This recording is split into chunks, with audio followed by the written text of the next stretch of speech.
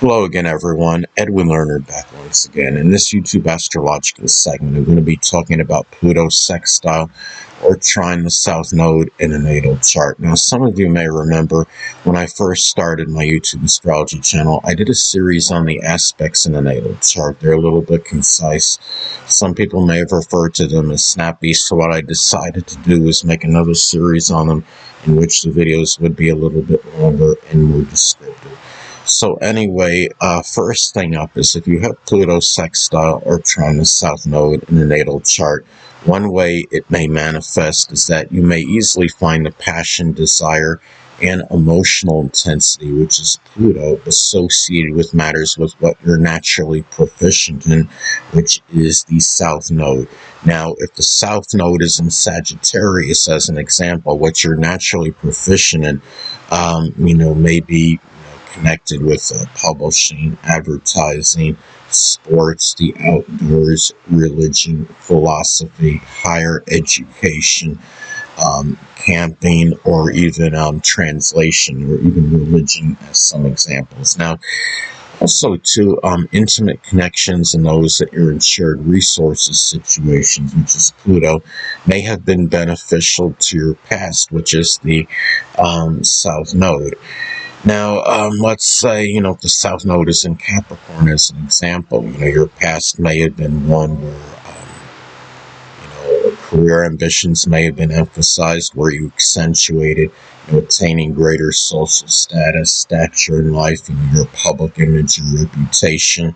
It may have been one in which you were emphasizing a lot of structure and discipline in your life, or may have been involved in something Capricorn related, whether it be architecture, business, construction, dentistry, accounting, information technology, as some examples. Also, too, another way these aspects may be expressed in the natal chart is that you may easily balance activities with intimate connections in those in shared resources scenarios, which is Pluto, and those that figured prominently in your past, which is the South Node. Now, let's say, for example, if Pluto is in Libra, those people that you're in, intimate connections, shared resources situations, where one or more of those people may actually be a Libra sun, moon, or ascendant person, or simply embody the characteristics of the sign. It could be those that are, refined, balanced, tactful, diplomatic, equitable, artistic, cooperative, compromising, but may also be ambivalent and indecisive as well. And another thing about, these aspects, so, well, again, the same may apply for what you have a passion and desire for, which is Pluto, and what you're naturally good at, which is the South Node, as far as balancing, those activities. Now, let's say if you have, Pluto and Virgo in the 5th house, like I have, you may have a strong passion and desire for analytical and intellectual amusement and enjoyment. It could be like extrapolating sports data, or even, matters with, cleaning, sanitizing, that you may truly enjoy. In the past, I actually was involved with, what I would say, more health and fitness, when I used to be able to work out vigorously, as some examples.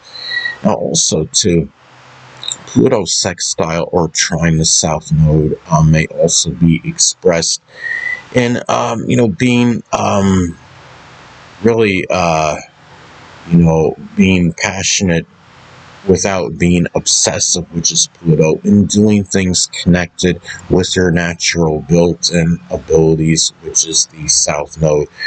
Now, the thing is, if you have, the South Node in Aquarius, as an example, you may have a natural built-in ability for, humanitarian, altruistic work, also astrology, astronomy, computers, electronics, innovation, aviation, meteorology, or even rocket science in some cases.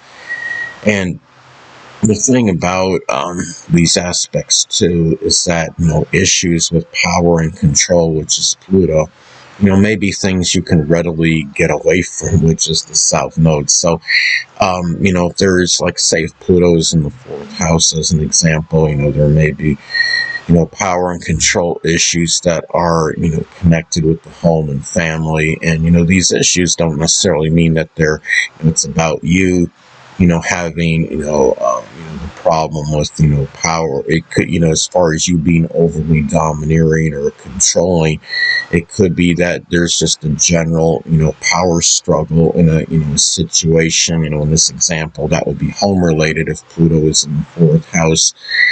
If Pluto is in the seventh house, as another example, and or Libra, it may involve a relationship or partnership situation, such as a business partnership situation, as some as an example. Also, to let's say, well, another way that Pluto sextile or trine the South Node may be expressed is that it may be easy to leave behind, which is the South Node, jealous, manipulative, obsessive, and vengeful qualities, which is Pluto. So, if you're dealing with any of those, that energy, like, say, if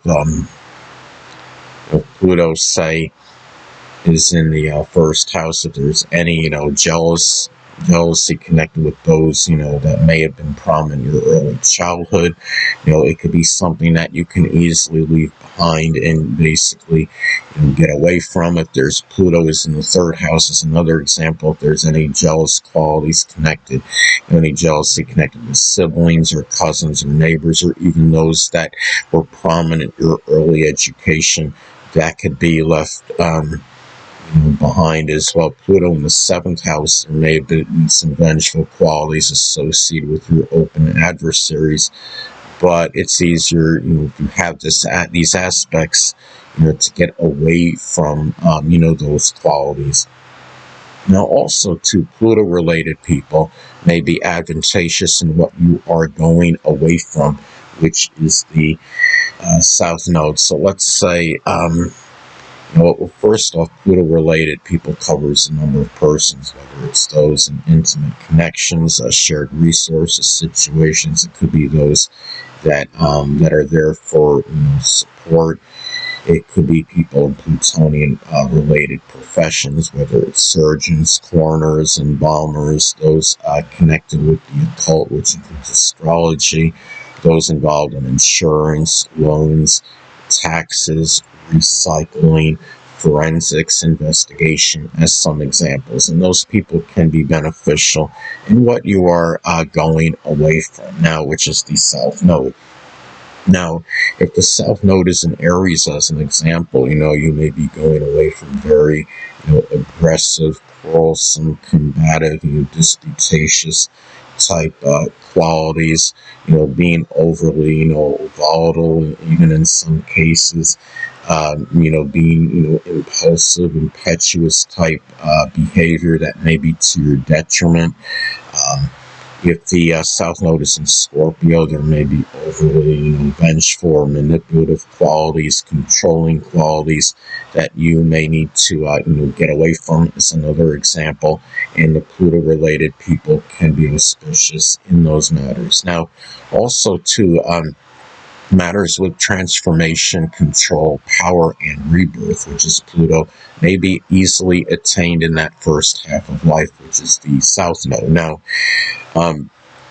if the South Node is in Taurus, as an example, in that first half of life, you may express a lot of persistence, patience, perseverance, do things methodical, deliberate, and plotting manner.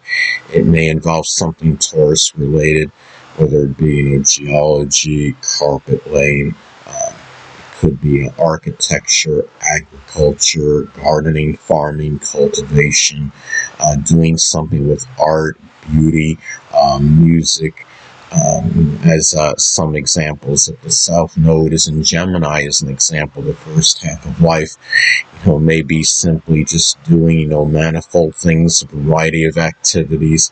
It could be something connected with communications, such as data or satellite communications, reporting, writing, journalism, or even something with manual dexterity, which can include auto or refrigeration mechanics, as some examples. Anyway, people, that'll conclude this YouTube astrological segment. Until next time, Edwin Leonard saying stay well.